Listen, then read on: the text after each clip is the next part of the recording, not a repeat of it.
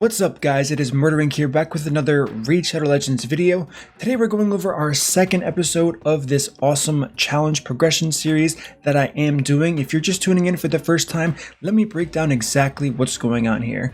So what I've done is I have started a low spender account. What does low spender mean? It means I'm only buying the $10 monthly gem pack once a month, and I also have a $25 budget on top of that. As it currently sits, I am on day 8 right now for my login rewards, and I haven't spent any of those $25 yet. I have initiated the daily gem pack, but that is it. Now, what's the cool part about this challenge? Outside of me trying to show people a fun way to progress in this game, I will not be using any epics or any legendaries, and I have to say it's been an absolute blast. If you want to follow in real time and kind of see my progression, definitely check me out on Twitch. I do try to stream every single day a portion of the stream on this progression series, if not the entire time on this account, kind of going over things on how I can improve and be more efficient overall. So let's talk about what we are going to be doing today. Today I'm going to give you an update on where I am in the account, but I'm going to be doing live progression. I haven't done any dungeons past the first 1 or 2 days, so I have the gear, I've ranked up the champions I want to. We are going to see how far I can actually get in this game.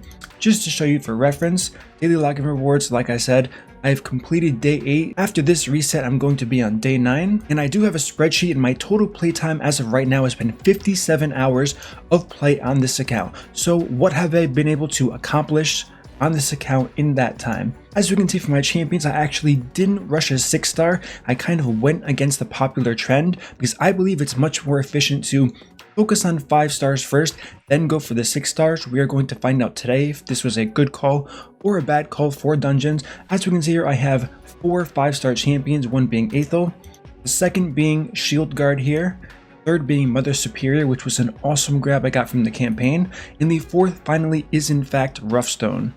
Now on top of that, I do have an Armager that is ascended, but he's only level 40 at the moment. And briefly taking a look at my vault just to see what I have stored here, we do have the Turvold that I pulled from my first Void Shard, which was very disappointing because obviously I can't use legendaries. We have our Shaman here, Berserker that I'm excited to use a little bit later on. Ifrit, I'm not really sure what I'm going to do with him yet, but we have a bunch of champions saved in the vault for future use. Since I am going to be using only rares, commons, and uncommons, I do want to make sure I have a decent amount of champions available to me when I'm trying to progress through 3v3, faction wars, all of these cool things, because the goal here is going to be to get to endgame. What is endgame? It's going to be stage 20 dungeons, as far into faction wars as humanly possible. With the champions I'm using, I'm expecting around stage 15 to 17 for every single faction. Hopefully I can get to 4-key Ultra Nightmare. That's going to be a little bit difficult, however I'm confident I can do Nightmare because I have played with this in the past and I think it is very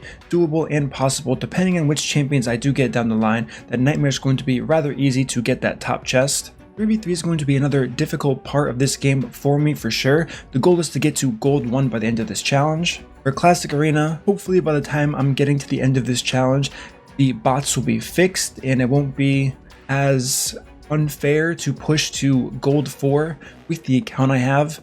If there are bots, I'm going to kind of be very careful on what I'm doing in the arena as far as that, but we will cross that bridge when we do in fact get there. Outside of that, I am also looking to full clear the normal or easy, I'm not sure which difficulty it's called, Doom Tower, and hard. I'm not really sure if I'm going to be pushing that because that's definitely kind of more for the end game now, and it's going to be very difficult without any epics or legendaries, especially with those secret rooms. So that's where I'm at. As far as masteries go, I elected not to do the gem mine, and that has been such a blessing for me. I have fully mastered 2 champions, being Shield Guard as well as Aethel. They have been an absolute powerhouse. Now let me show you why my decision has been so key so far. It took me 7 days to get all the way to 12-6 brutal, using only rares, only uncommons, and only commons. 7 days. The only thing I've spent once again has been that monthly gem pack that gives me a certain amount of gems every single day for logging in. But the fact that I got here in 7 days, people on stream couldn't believe it, and even I myself was rather shocked in how quickly I got there.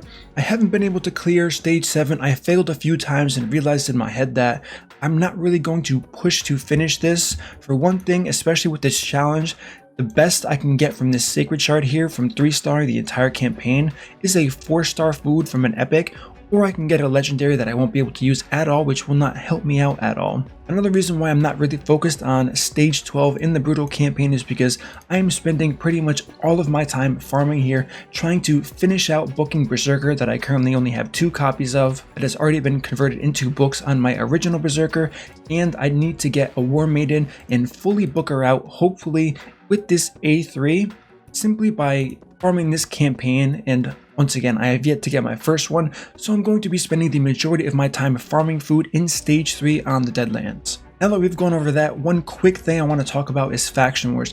I've actually made incredible progress with Faction Wars, especially based on the champions that I do have. Just for a quick look at which champions I'm using, I am going to be using double Sister Militant to my advantage here. She's amazing for wave clear. She has red affinity, so there is a little bit of concerning synergy there since I have 2 red affinity champions. However, Armiger is also strong. Mother Superior is also strong with that speed aura in all battles, and obviously Aethos. So this is going to be my powerhouse team where I'm really farming and getting as many forge materials as possible, because the forge absolutely has been carrying me throughout this entire progression with the amazing pieces I have pulled from it. The first thing I want to do is kind of show you my clan boss team really quick. We will run a quick key. The key's not going to take too long, so we have Mother Superior here. I decided to use Aethel as lead because as good as the speed is, if you know anything about clan boss, unless you're specifically speed tuning, sometimes it's just not worth bumping your speed up when I can have health to all battles, which is going to overall improve my survivability. And I'm really close to moving up to that 1 key for the top chest on this difficulty, which would be huge for the progression that I am at currently, which is going to be day 8 and soon to be day 9 for how long I've been playing this game so far. So that's something I'm looking forward to here, and as you probably know, the more I do invest into Armiger, the better he's going to do for me in the clan boss, since he does have a lot of cool abilities that do scale very well with the clan boss here. Now obviously it's definitely more ideal if I can in fact hit this on Void, since I do have 3 green champions and I'm currently fighting my worst affinity to date. But one champion that's really surprised me, as you can see all the way to the right of the screen, is Roughstone. Roughstone is a champion that I had a small idea about, but I've never actually used Roughstone before, and the fact that he has an AoE on the A1 that he's always going to use, if he does have the potential to kill a target, he is a really hard hitting A3, really hard hitting A2. Is a chance of extra turning if he does crit on his A3, so we can do an A3 and A2 combo back to back, doing a massive amount of damage. So that's one champion that has definitely stood out for me significantly in this series so far. Outside of that, while we're kind of watching this clan boss run, I do want to go over Arena. The strategy I personally used for Arena that has really helped me out a lot is I actually have a 1-man defense currently, so I can sit in bronze 1, always get those wins, never have to struggle with losses, and I'm getting 1 bronze medal at a time. Yes, it's going to take a while, but it's much better than me pushing to the top arena stage that I can currently get to, which is in fact going to be bronze 3. I did it once to kind of clear that threshold on the, I believe, quests. The regular quests, it does say get to bronze 3. I did that for the quest, immediately threw in the level 1 defense, dropped all the way down. The difference in medals didn't really matter to me, as it was much more important for me to guarantee I was getting wins every single time, getting those medals, and I've been having a good time. I get the free energy from the 5 arena battles daily very quickly now, and overall it saves me a ton of time. So it does look like here I'm going to fall just shy on my weakest affinity, even though I kind of did expect it. So we did 1.04 million damage dealt, as we can see here. Behind me, I'll slide a little bit over, 491,000 from Aethel, Roughstone doing 331,000. The others, weak affinity, not expecting much there. If Mother Superior wasn't landing her attack down often, this would definitely be a much higher key. But I am still shy on easy as of now for this warrior chest. I'm pretty confident I would have won chest of this if this was a void affinity boss. So next video and update you're going to see, I'm going to be doing normal and really pushing to get that top chest in normal. With all of that said and done, let's head straight into the progression.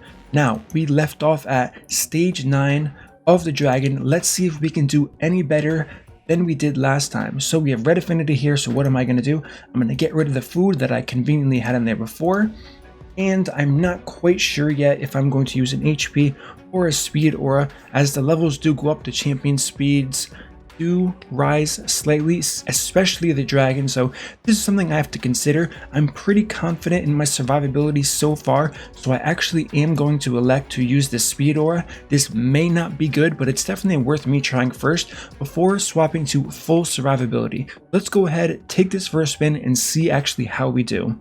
One thing I've been very lucky with is, even though I am slightly spirit affinity heavy here, I have a decently well-rounded team as far as affinity goes. So obviously we have Aethel, who is magic affinity, Roughstone, who is force affinity, and then we have our 3 spirit affinity champions. Ideally I would want one less spirit affinity and another champion either supporting Aethel with magic or Roughstone with force. Also having options is going to be fantastic down the line. One thing I have noticed with this account, and I'm sure you guys did when you saw my roster, is I am very spirit affinity heavy on this account. Now obviously once I get War Maiden, I'm going to have an addition to my roster for that force affinity, so everything's working out rather well so far. Alright, let's see how we do here. Do I actually have to manual this? And it looks like we are going to be able to take down that shield. Okay, I'm more worried about the second shield. How our cooldowns kind of align here. We did get the 2 hard-hitting single targets from Roughstone, so we have to play this by ear and see what we can do. Although it does look like we are going to be able to progress through this. I do have to keep in mind that once again we have 2 strong affinity champions here, so I have to watch this rather closely and see how I do when I start progressing to the next level to see how much harder it actually is going to be. So this is another inhale that I'm worried about just a little bit. We have to see what Roughstone's abilities are going to be that are available. So we do have this single target, and it looks like we are just shy. We did have 1 death there from Roughstone, and I don't have a reviver yet, so that's kind of playing against me there. So based on this knowledge, it might be better. And actually, I'm definitely going to do it. The next stage of progression that I'm going to do is going to be using an HP aura to make sure I'm surviving. Although this wasn't as hard, and this is definitely a level I can now farm. As we can see here, we did 1 minute and 49 seconds. Definitely strong overall. Now let's see what the next stage has to offer for us. This is going to be green affinity, so the only penalizing affinity is going to be Roughstone, which is definitely very strong. However, the only strong affinity champion is going to be Aethel, and while she is good, I don't think she is crazy good as far as damage dealt goes. This would be much better if I had a red affinity like the last run, so I'm really capitalizing on my spirit affinity champions. So now that we swap to HP, and I kind of give you my logic behind that, let's see how we do in this run. One thing to know if you've ever done this, the waves on Spirit Affinity Dragon are definitely the hardest of all of them. So I'm interested to see how we actually get to do here. We have the ally attack, we have the cleanse debuffs on the waves here. We have this AoE provoke here into block damage. We have the block revive, so we have a lot of things working against us. And as we saw, we already lost a champion in the first round. So the question is, can I kind of work my way through this? Is it going to be possible with 4 champions? I don't know. It's going to be close. I really don't know. But you know what? We won't know until we actually get there. So another tough wave, as we can see here again. We do have the ally attack. We have the double freeze block debuff coming out. And we're going to get this provoke here. Let's see what's on. Not the best champions. I think the best part of all of these champions is Shield Guard. The fact that his passive cleanses a debuff is so strong. Okay, now we're down to 3 champions here before we even hit the dragon. So despite leveling up the champions, it seems like the affinity is playing a decent role, but maybe it's possible. We do have an attack down, we have a heal, we have a weaken as well, so I don't know. It's going to be very close. It's all going to come down to, can I survive not breaking the shield for long enough? Can I kill the dragon, or am I going to fail? Now, as of right now, I can tell you for a fact this isn't going to be a stage I'm going to be farming, simply because the consistency just doesn't seem to be there. Even though I'm doing a decent amount of damage now, it's possible that I do wipe, and even still, reaching the last stage with 3 champions, even if it is a major threshold for you, I'm not in a situation where I actually have to worry too much about focusing on manualing to get done with any missions, so that's not really a main concern of mine. And as we just saw there, we lost Spirit Host already. The Inhale did a massive amount of damage to us, so it looks like this is going to be the cutoff, so we only got to progress 1 additional stage with the 4 level 50s. So nothing too crazy. However, we are comfortably completing the stage we previously just ran instead of this one. Maybe we can pull a win out here. I'm not quite sure. If he does do one more inhale, it's going to be game over for Aethel for sure. And like I said, this is something that I can definitely manual to make work. Okay, so we actually did end up completing it, but like I said, this is not going to be a stage I'm going to farm based on what just happened. If we have an unlucky crit, if we have more champions die in the wave phase, it's not going to be worth the energy. As we can see, it's 12 energy. It's not something I'm personally willing to gamble with. Yes, I'm getting 5-star gear, and this is actually an amazing piece of gear. I've gotten so lucky on this account. Crit rate, HP, in lifesteal, I already know who that's going on, so that's going to be an awesome addition here. Looks like I did just get a dungeon mission, so let's go ahead and complete this. We'll complete this one as well. Equip 2 attack champions with level 12 gauntlets, boots, and a chest with attack percentage as their primary stats. Okay, I will do that at a later date. So that's kind of where we're at now. One thing I am considering now is I kind of want to risk this and test out stage 12. We have no weak affinities here, so that's not going to be an issue. Things are going to hit harder. However, the main thing this comes down to is the champions in the waves that I am going to be facing. I'm willing to risk 14 energy right now just to see where I stand, for that possibility of these wave champions actually being easier, for it to give me a higher success rate of getting through this, because the higher dungeon I can do early on, the better gear chance I do have overall. So we actually did just get one shot. So this is pretty much still the same as the first run we did, where we did lose armature in that first wave. So I'm looking forward to see what happens next. So now we're moving on to the second wave. The main thing to worry about and concerning thing is going to be that ice bolt damage. Okay, so we did lose 2 champions here. This is going to be very bad. If you lose one more champion, it's going to be near impossible. Still possibly, yeah, look at this health. The jump in health from the last stage to this stage has been absolutely ridiculous. This is something that I might need 6-star champions or a 5-star armager, making sure he does in fact survive, so he can use his skills against this dragon to really whittle down this health, because this is just looking to be way too much health, especially without the tier 6 masteries on everybody, which would be Giant Slayer for Aethel. I'm not really sure what it's going to be for Shield Guard yet, whether we want to go Helm Smasher for when we do our next dungeon, which is going to be Spider. We're going to kind of weigh our options there. I do have double Shield Guard that I am in the process of working on, but this is going to be a clear loss. I'm probably not even going to get the 50%. So it was a gamble.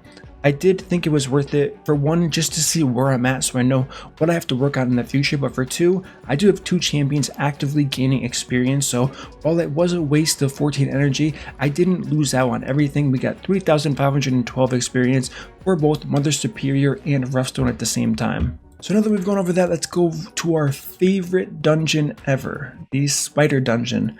Every new player's dream dungeon, where we just love to suffer throughout all of these waves of Spider. We're going to be starting with stage 7. The goal is going to be stage 8. We really want access to those banners, even though we can't use them yet because we don't have any 6 stars. Banners are going to be key, and ideally stage 10 is going to be the spot we want to farm. And after stage 10, the next threshold, and the one I'm going to be farming mostly in, is going to be stage 13, but I believe we're a bit far off from that. Let's start with stage 7 and see how we progress through here. I'm probably not going to use Sister Militant. She's been very good for me so far. She offers tons of wave clear. However, I do believe the continuous heal is going to help me, as well as the speed aura. Now, a key thing here is you want to make sure you're going faster than the spiderlings here, and the spiderling speed do ramp up significantly. So let's see how we can do in this. It is red affinity, so we have to keep that in mind. Aethel is going to be weak here, and she is kind of crucial for the wave clear, as we're going to see. Now we have decreased turn meter, thankfully have decent accuracy, not 100% crit on armature just yet, but he's definitely going to be an asset to me for sure. So Aethel, as you probably noticed already, is going to be soaking everything here, and the poisons can definitely add up to be a problem, especially with that second turn. I don't want to manual just yet. We now have the weekend on the boss, which is a good start.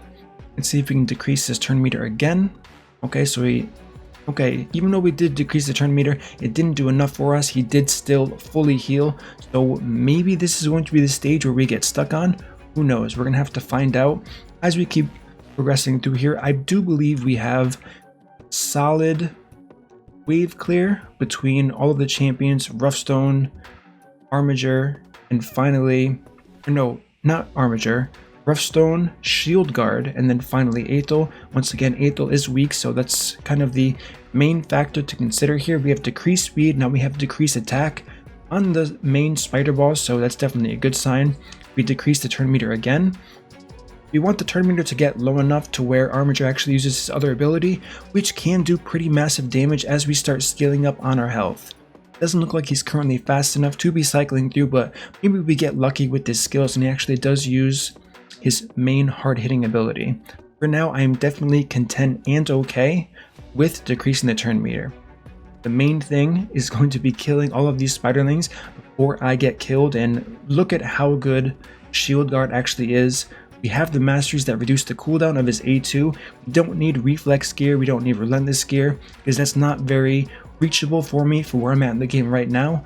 We're using these masteries to our benefit here, which is why I have a second Shield Guard waiting to level up possibly in the future here. It does look like I'm going to be able to farm this, which is definitely a good sign. When we get to the next stage, we will see, is we have two of our strongest Green Affinity champions with a strong affinity here, so that's definitely going to play a role. But I'm interested to see what happens with the next stages of progression, if we can actually kill the spider, as his health does get significantly larger the higher the stage is. Okay, so we did this in 2 minutes and 22 seconds, and we have an attack with accuracy not terrible. I can already think of maybe, I mean, attack's not going to do a lot for him. The accuracy is going to help. I'm going to hold off on this because I don't want to fully invest just yet in this champion as far as having to take that piece off later on. So let's go ahead and try to progress to another stage in the spider dungeon. All right, so here we are, stage 8 now. We have Green Affinity. This is the first stage that gives me access to banners here.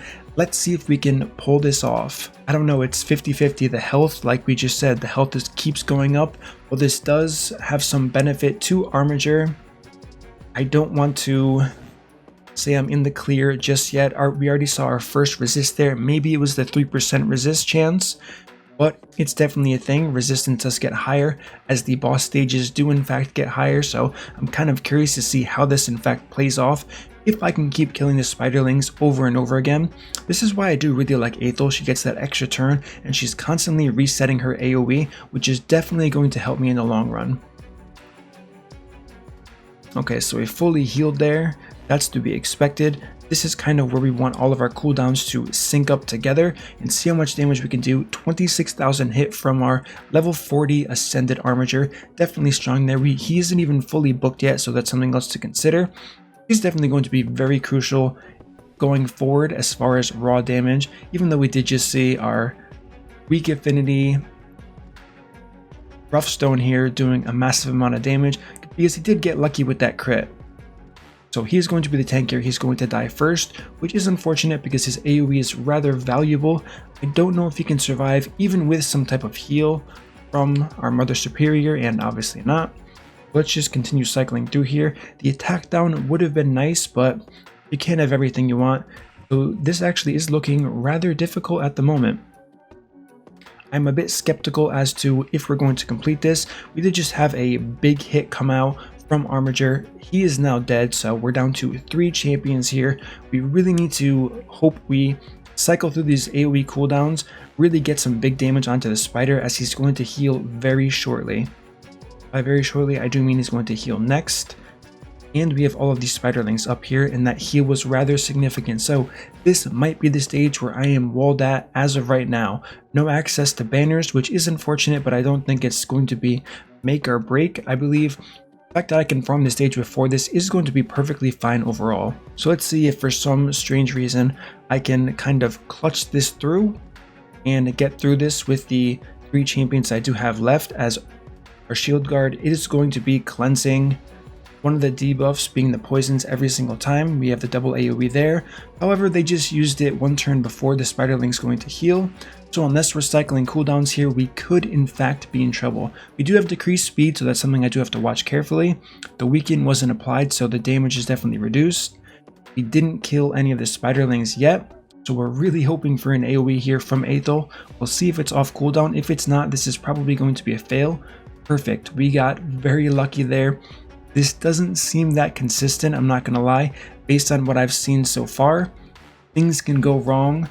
I may not crit with Armature twice like I did this round, so this still may not be a stage that I'm going to be confident and comfortable in farming. I'm probably going to go down one to guarantee a 100% success rate in getting those filler slot accessories to kind of round out my teams before I do in fact try to push more content here. So at the moment it does look like I'm going to be able to complete this. However, this team does look fairly healthy, so maybe I'm jumping too quick on what I'm going over here. Maybe I have to try this 2 or 3 more times. Maybe I did get bad luck here. We just got a 5-star ring, HP percent, I'm happy with it. Is it going to go on Shield Guard? I'm not sure. We do really want some damage out of him, but the survivability definitely will not hurt. And he's currently already wearing an HP ring, so it is going to be the smart move for me to actually apply this. We'll upgrade it to 8 really quickly, see what stats we get, and then head back into the spider to see if the consistency is going to remain the same. Alright, so we got HP, we got attack percent. Attack doesn't really matter. Actually, it doesn't matter at all for Shield Guard, as he is a defense-based champion scaling off of defense. However, I don't want to make this video too long, so I'm actually not going to do another spider run. I will save all of that information for the next video. The only other thing I do want to show you is kind of the arena team I'm using. Not that it matters, because like I said, I am farming lower level teams, despite these whales down here with these legendaries here. But just to give you a quick rundown on the team I actually am using, I'm using Mother Superior, Aethel, Roughstone, and finally Shield Guard. Now, one thing I'm doing that's different than most of the accounts that I've currently seen here is I am way above the speed check for this bronze bracket. I focused heavily on making sure I have at least 4 or 5-star speed boots upgraded to rank 12 on these champions, so more likely than not, I will always be going first in these matches. It is possible I do get cut off, however, I'm not too worried about that, as I do have a decent amount of speed and damage on these champions already. As we can see, that 5-second win there with this guy using epics feels bad, man. So once again, that's my arena team. You know what, just for fun, for the meme, I'm okay with this. Let's fight this double legendary team, see what we can do, see if they're geared properly. They're going to have a lot of health, so I'm definitely not going to one-shot them, but I am kind of interested to see what happens against an Nithwi and a Saito here. And it does look like they're going to get a turn. Maybe they kill me. Okay, I'm doing pretty good so far. Pretty good. I'm not going to count anything out yet. Saito could just one-shot my whole team here. Okay, he didn't. So, like I said before, gear on your champions, knowing how to gear them.